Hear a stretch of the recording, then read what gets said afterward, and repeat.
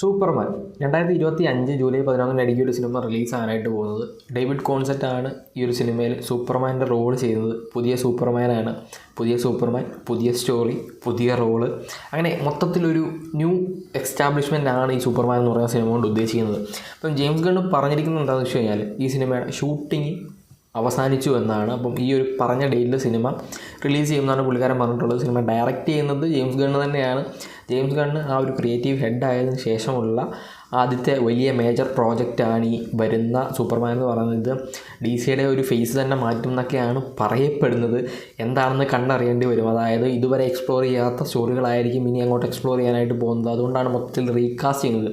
മൊത്തത്തിൽ സൂപ്പർ ഹീറോസിനെ അവർ റീകാസ്റ്റ് ചെയ്യുകയാണ്. അവരുടെ ലെജൻഡറി സൂപ്പർ ഹീറോസിനെ വരെ റീകാസ്റ്റ് ചെയ്തുകൊണ്ടാണ്, റീബ്രാൻഡ് ചെയ്തിട്ടാണ് DC പുതിയ ആ ഒരു സ്റ്റോറി ലൈൻ ഇറക്കാനൊക്കെ ആയിട്ട് പോകുന്നത്. എന്തായാലും സിനിമ വന്നെങ്കിൽ എന്തെങ്കിലും പറയാനായിട്ട് പറ്റത്തുള്ളൂ.